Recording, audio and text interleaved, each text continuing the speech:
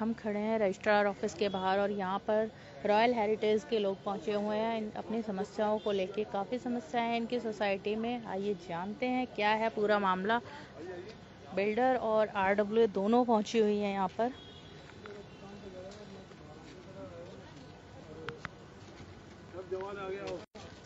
नमस्कार सर। नमस्कार। नाम बता दीजिए और कौन सी सोसाइटी से हैं, क्या मेरा नाम अनूप अवस्थी है और मैं रॉयल हेरिटेज सेक्टर 70 में सोसाइटी है वहाँ रहता हूँ। क्या मुद्दा है? मुद्दा ये है कि हमने बड़ी मुश्किल से बिल्डर से हम लोग बहुत प्रयास कर रहे थे कि बिल्डर हमें हैंडओवर दे दे। मेंटेनेंस हमारा जो हक बनता है कि वो हमें टाइम पे मिलना चाहिए, लेकिन अनफॉर्चुनेटली बिल्डर ने अपने नॉर्म्स के हिसाब से तो हैंडओवर किया नहीं।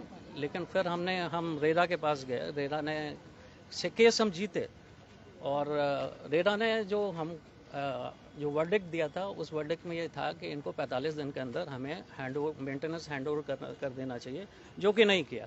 उल्टा हमारी जो आरडब्ल्यू की जो सोसाइटी थी उसके अगेंस्ट इन्होंने जो बोकस जो कंप्लेंट्स कर रखी हैं कि ये रजिस्टर्ड आरडब्ल्यू नहीं है, जो कि इस ऑथराइज बॉडी ने हमको रजिस्टर कर रखा है। ये जो रजिस्ट्रार ऑफ सोसाइटी ने हमको रजिस्टर कर रखा है। तो आज रजिस्ट्रार ने हमको बुलाया है, जो इन्होंने हमारे अगेंस्ट बोकस कंप्लेंट कर रखी है उसके अगेंस्ट हमको बुलाया है यहाँ पे। और अब अंदर बात चल रही है, हमारे भी वकील हैं, बिल्डर का भी वकील है। ये पता नहीं क्या इंटरेस्ट है कि हमारा जो हक बनता है वो हमें नहीं दिया जा रहा है और ये लड़ाई है और यहाँ से नहीं होगी तो आगे बढ़ेंगे, लेकिन हम लेके रहेंगे। जो हमारा जो मेंटेनेंस है वो हमारा अधिकार है। ये सारे लोग यहाँ पे, महिलाएं, बच्चे उच्चे सब क्या कहना चाहेंगे? क्या दिक्कतें आ रही हैं सोसाइटी में? नाम बता दीजिए पहले। मेरा नाम ममता है। प्रॉब्लम्स तो बहुत ज़्यादा है। अब हम शुरू करते हैं। अभी मेंटेनेंस चार्जेस इतने ज़्यादा हैं, उस हिसाब से हमें मेंटेनेंस मिल भी नहीं रही है।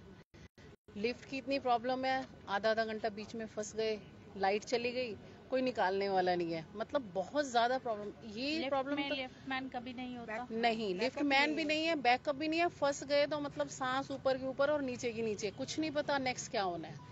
तो ये चीजें तो बहुत ज्यादा, मतलब ये तो किसी के भी साथ हो जाए तो कितनी बड़ी मिस हैपनिंग हो जाती है। वो भी नहीं रहता है। क्या कह रहे हो? सिक्योरिटी गार्ड भी नहीं होता है। सिक्योरिटी गार्ड भी नहीं होता। रात में तो होता ही नहीं है, चाहे कोई चोरी हो जाए, कुछ भी हो जाए, कोई जिम्मेदारी नहीं है यहाँ पे। तो आपने रजिस्ट्रार के सामने ये शिकायतें रखी? बोला गया है। अभी आज तो हम लोग इसलिए आए हैं यहाँ पर कि हम लोग केस जीत चुके हैं। कोर्ट ने वर्डिक्ट दिया, हमें अप्रूव किया हमारे आरडब्ल्यूए को। लेकिन अभी हमारा जो बिल्डर है उन्होंने केस ये डाला, उनका ये कहना कि ये बोगस आरडब्ल्यू है। मतलब कोर्ट गलत है, जिसने हम पे बिलीव किया, हम पे ट्रस्ट किया और हमारी फेवर में दिया। तो यहाँ से रजिस्ट्रार ने हमें बुलाया, उन्होंने कंप्लेंट की कि ये बोगस है। तो हम लोग आए हैं, हमें बुलाया गया था, रिप्लाई अपना सबमिट किया है और अपने अधिकारों के लिए यहाँ आके बातचीत की है। और मेरे यहाँ पे अभी अंदर बातचीत चल रही है, हमारे वकील भी हैं और बिल्डर के वकील भी आए हुए हैं, तो उस पर बातचीत चल रही है। और मेजर इशू तो ये है, यहाँ से रजिस्टर्ड कराई थी आरडब्ल्यू? हाँ बिल्कुल करवाई थी, बिल्कुल करवाई थी। उसी के अगेंस्ट कंप्लेंट और उसी के अगेंस्ट हमने रेरा में जब केस हमने जीता, इस आरडब्ल्यू ने केस लड़ा तो कोर्ट ने हमें अप्रूव किया।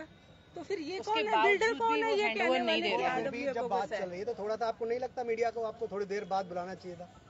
नहीं, मीडिया बीच अभी जब बात चल रही है, अच्छा, आती रही है, अंदर दोनों तरफ से बात चल रही है। 45 दिन के बाद। अच्छा, वो हैंड ओवर अभी आज के लिए आप बोल रहे हैं? अच्छा, अभी आ जाएगा, अभी आने वाला होगा। अंदर चल रही है बातचीत, फिर भी और लोगों से बात करेंगे। आप अपनी इसी रजिस्ट्रार ने तो अप्रूव किया है आरडब्ल्यू। सर क्या क्या समस्या है बता रहे थे आप अभी?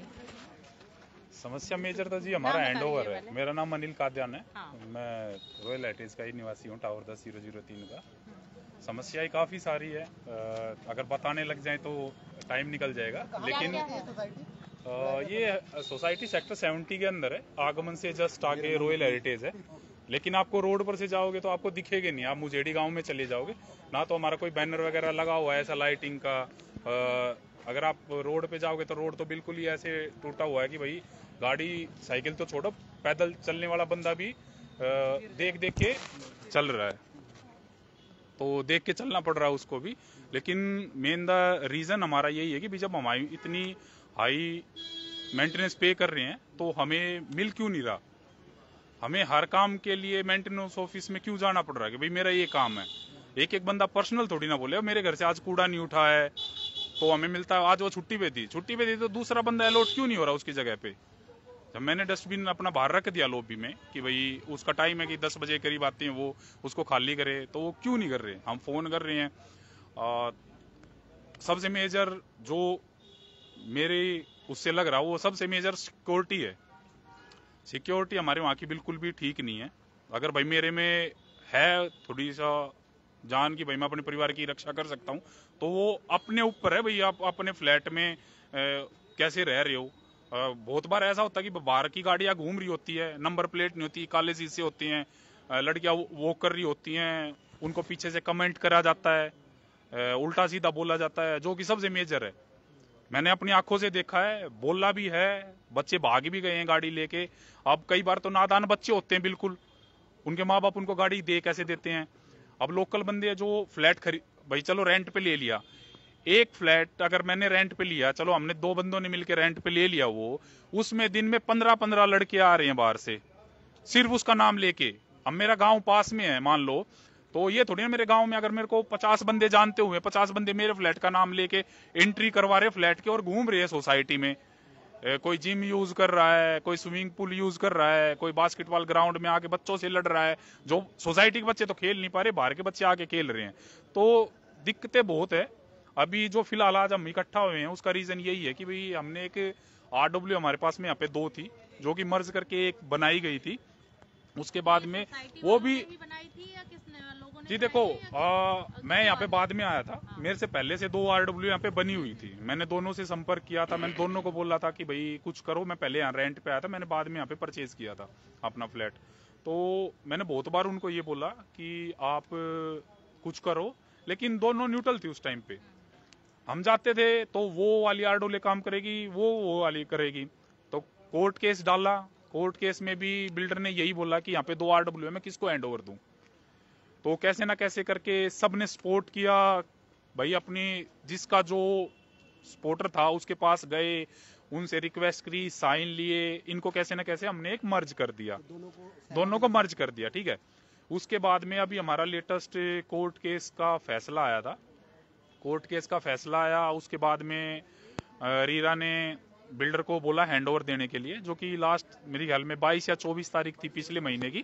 ठीक है, लेकिन अभी तक कोई हैंड ओवर हुआ नहीं है, उसका हैंड ओवर नहीं हुआ। उसके बाद में और जैसे एडोब कम्युनिटी बनी थी एक, जब उनको मर्ज किया गया और सर्वसहमति से ये करा कि भाई ये हमारे प्रेसिडेंट है, ये ट्रेजरर है, जो भी पोस्ट थी वो करी। तो उन्होंने एडोब कमेटी में जो बंदे थे, जिसमें मैं भी हूँ, मेरे खिलाफ भी उन्होंने डॉक्यूमेंट में लिख के नोटिस डाल दिया कि भाई इन्होंने फ्रॉड किया है। ठीक है, अभी भी जैसे हमें पता लगा कि हमें ना तो कोई नोटिस मिला RWA को, और हाई कोर्ट में बिल्डर ने अपील कर दी कि भाई इस ऑर्डर पे स्टे लगाओ।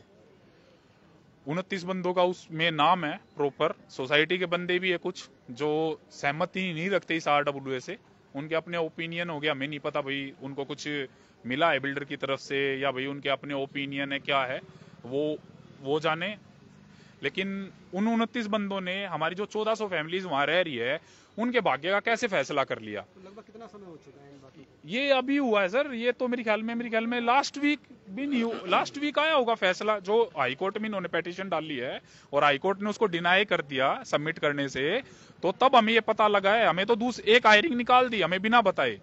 दूसरी हायरिंग पे कैसे पता लगा, हमारी तरफ से जो हमारे लॉयर वगैरह गए थे और पिटीशन सबमिट नहीं होने पाई उनकी, उसके बाद में हमें पता लगा, तब ग्रुप में शेयर की गई उन बंदों की लिस्ट की भाई 29 बंदों जो, और उन बंदों ने डाल रखी जो अभी 1-1 महीने 2-2 महीने से शिफ्ट हुए वहां पे, जिनको कुछ पता ही नहीं है भाई क्या फाइट चल रही है क्या नहीं चल रहा। हमें ज्यादा कुछ नहीं चाहिए यार। देखो, हमने पहले बिल्डर को ही बोला था हम मेंटेनेंस पे कर रहे तो हमें काम करके दो, हमें आज इस टाइम पे खड़ा होना ही नहीं पड़ता। अगर मैं 4-4.5 हजार रुपए पे कर रहा हूँ तो वो ये लगा लो कि भाई मैं एक बच्चे की ट्यूशन फीस या भाई 5,000 रुपए कम नहीं होते। ठीक है, आज भाई यहाँ पे बंदे खड़े हैं, हर किसी का बैकग्राउंड एक जैसा नहीं है, किसी की 30,000 सैलरी भी होगी, किसी की लाख भी होगी, किसी की 5 लाख भी होगी। ठीक है, सोसाइटी में 95% बंदे अपना लोन लेके काम कर रहे होंगे, ऐसा नहीं है नहीं कर रहे होंगे, लोन लेके ही अपनी किस्तें चला रहे होंगे। वो भी इसलिए बैठे हैं कि भाई लिया इन्होंने इसलिए कि भाई हमारा आशियाना बना रहे, कि हम किराए से छुट जाए, हम इसकी पे कर ले। लेकिन उसका मतलब ये नहीं है ना हम पे कर रहे हैं उसके बाद भी हमें कुछ नहीं मिल रहा। तो सबसे मेजर मुद्दा हमारा यही है कि हमारा जो RW है, एक तो गलत इल्जाम ना लगाया जाए किसी के ऊपर, और अगर काम कर रही है, हमें काम कर रही है, हम तभी सपोर्ट करने के लिए बैठे हैं ना। हमारा RW की उसमें आज 500 साढ़े 500 बंदों की मेंबरशिप है, हमारी हर संडे मेंबरशिप वो चलती है ड्राइव, बंदे ऐड हो रहे हैं। वो ऐड क्यों हो रहे हैं? उनको ट्रस्ट है ना इसके ऊपर। ये थोड़ी ना वो 29 बंदे हमारे इसका फैसला कर देगा कि ये फेक है क्या है। हमारा हैंडओवर होगा, उसके बाद में अगला स्टेप यही होगा कि भाई हम इलेक्शन कंडक्ट करें पूरी टीम के बीच में, फिर जो बनेगा यार वो चलाएगा उसको। अगर वो लायक नहीं होगा तो हम उसके खिलाफ भी मोर्चा निकालेंगे। ये नहीं हम सिर्फ बिल्डर के खिलाफ निकाल रहे हैं, बिल्डर से हमारी कोई जाति दुश्मनी नहीं है, लेकिन बिल्डर को बिल्डर मेंटेनेंस नहीं छोड़ना चाहता। मेन बात ही है वो हैंडओवर देना नहीं दे चाहता। मेंटेनेंस अगर मैं मिनिमम कहूँ तो जो सबसे छोटा फ्लैट है उसका 3500 या 3800 रुपए, मेरे पास 2+1 है तो मैं 42 साढ़े 4200 रुपए पे कर रहा हूँ, जो मेरे को बहुत हाई लग रहा है। नहर पार की जितनी भी सोसाइटीज है सब में बिल्डर ने अभी हस्तक्षेप करना बंद कर दिया है। क्या आप लोगों के यही ऐसा है? देखो जी, और सोसाइटीज का तो मेरे को नहीं पता, हम तो आगमन की बता पाएंगे। आगमन हमारे से बाद में बनी थी, बिल्डर ने हैंडओवर भी दे चुका है खुशी से, इलेक्शन भी बिल्डर ने कंडक्ट करवाए वहां पे सारे सिस्टम से। अगर आगमन हमारे से बाद में स्टार्ट होके उनको हैंडओवर मिल सकता है तो हमारी सोसाइटी तो बहुत पुरानी है, तो हमें क्यों नहीं मिल रहा? हमारा जो मेन गेट था, हमारा सबसे बड़ा इशू मेरा एक और है यहाँ पे, हमारा जो मेन गेट था जो एज पर रीरा के नक्शे के हिसाब से वो दूसरी तरफ है, वो गेट तो आज तक मिला ही नहीं। किसी आप पहली सोसाइटी होगी जिसमें इन और आउट एक ही है, और वो भी 30 फुट का भी रास्ता नहीं होगा, 30 फुट 22 फुट का या 30 फुट का रास्ता भी नहीं होगा वो। लिफ्ट में तो हमारे में यहाँ पे हर दूसरे दिन या तीसरे दिन कोई ना कोई आके फंसता ही रहता है। और मेरा एक रीजन ग्राउंड फ्लोर लेने का यही था कि मेरे छोटे बच्चे ट्विंस वो छोटे थे यहाँ पे, तो मैंने प्रेफर इसीलिए करा था ग्राउंड फ्लोर। मेरे को मना किया था सभी ने कि भाई सीपेज का इशू होगा, ये होगा, ब्लॉक हो जाएगा। मैं बोला कोई नहीं, वो साल में 1 या 2 बार होगा ना, प्लम्बर आके ठीक कर देगा। लेकिन लिफ्ट में अगर छोटा बच्चा, मैं बार बार तो उनके साथ ऊपर नीचे नहीं जा सकता, उसको पार्क में जाना तो मैं नहीं घूम सकता। मेरा एक मेजर कारण ये भी था कि ग्राउंड फ्लोर लेने का, कि भाई मेरे बच्चे लिफ्ट में ना फंसे। कैमरा है नहीं उसमें कि जो भाई गार्ड देखता रहे, कि भाई कैमरे नहीं है। अब अगर कोई बंदा नीचे से आ रहा हो, कहे कि मेरे को 10th फ्लोर पे जाना है, वो रजिस्टर में एंट्री करके चला जाए, जो भाई डिलीवरी वाला बंदा है 10th पे जाना, वो 2nd पे उतरे, 3rd पे उतरे, 12th पे उतरे, किसी पे भी उतर सकता है ना वो। तो हाँ, तो हमारी सोसाइटी में कैमरे है ही नहीं। लिफ्ट के अंदर तो होना चाहिए, कोई हादसा होता है तो कम से कम पता तो लगेगा कि क्या है क्या नहीं हुआ है, कौन इंसान कब से पड़ा हुआ है, कुछ पता ही नहीं चलता है। कितने कैमरे हैं? नहीं कोई चालू नहीं है, कोई भी। हम लोगों का तो कोई है ही नहीं। आग लगी थी तो कौन? हाँ, कोई नहीं। और हमारी जो बेसमेंट है ना, उसमें इधर पानी इतना बहता है ना, वो जो नींव का भी खतरा होता है बच्चों को। इतना पानी बहता है जब बरसात आती है, बेसमेंट में पानी की ऐसे बहता है जैसे झरना बह रहा हो, बहुत तेज पानी बहता है। तो अब आखिरी में क्या अपील करना चाहेंगे? बस हम ये हमें हैंडओवर दे दें, हमारी प्रॉब्लम्स है हम खुद ही सुलझा लेंगे, उनसे नहीं। इन द एंड उनसे सुलझ नहीं रही, एक भी प्रॉब्लम वो हमारी सुलझा नहीं रहे, हमें हैंडओवर दे दो, हम खुद सुलझा लेंगे। बस उनसे कहने नहीं जाएंगे। मुद्दे उठाए थे जो कैमरे का है, सब हर मीटिंग में बोला जाता है, हर मीटिंग में बोला जाता है। कंप्लेंट्स करते हैं, डेली हम कंप्लेंट्स करते हैं, लेकिन कोई सुनता नहीं है।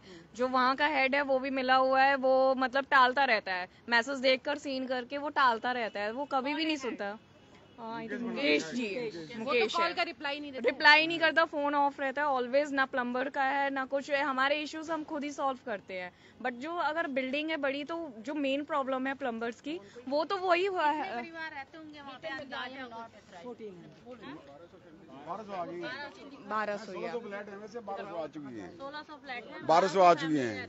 हाँ, 1200 का मतलब है कम से कम 5000 आदमी वहाँ पे रहता ही है। और वहाँ पे शाम के टाइम तो मेला सा लगता है, और गाड़ियाँ ऐसे बाहर से भी आती हैं, वो ऐसे अंधाधुंध चलाते हैं, गलियाँ हैं छोटी, बच्चे निकलते हैं। बहुत बार उनसे लड़ाई भी हो चुकी है इस बारे में। कंप्लेंट लेके भी गए हैं और उन्होंने रिटर्न, हम कई बार कंप्लेंट लेके गए उनके पास, उन्होंने रिटर्न में कंप्लेन पे साइन करके दिया हम ये 3 महीने में फिक्स करेंगे। अभी तक उन्होंने कुछ भी नहीं किया। उन्होंने कहा था कि हम लिफ्ट में कैमरा लगवाएंगे, उन्होंने ना तो कैमरा लगवाया है और बिजली के बारे में कहा था 33 kV लाइन वो देंगे 1 महीने में, अभी तक उन्होंने कुछ भी नहीं कराया। जब भी उनसे जवाब मांगा जाता है कि क्या कब करेंगे, वो कहते हैं गवर्नमेंट तरफ से पेंडिंग है, गवर्नमेंट कहती है कि इनके तरफ से पेंडिंग है। तो बिजली काफ़ी दिक्कत है, मतलब बिल्डर ने ले रखा है तो गवर्नमेंट क्या करेगी? हाँ, तो वो कह रहे हैं कि हमने गवर्नमेंट को दे रखा है, जो भी फीस दे रखी है, अब गवर्नमेंट के इनसे पेंडिंग है। गवर्नमेंट कहती है कि नहीं इनके पेंडिंग है। बीच में हम पिस रहे हैं, बिजली बार बार जाती है, बहुत फ्रिक्वेंटली जाती है, बार बार कटती है, लिफ्ट में फंसते हैं, बच्चे फंसते हैं, बुजुर्ग फंसते हैं, रोज की बात है, दिन में 3 या 4 बार फंसते हैं हम लोग। तो ये बहुत ज़्यादा परेशान है।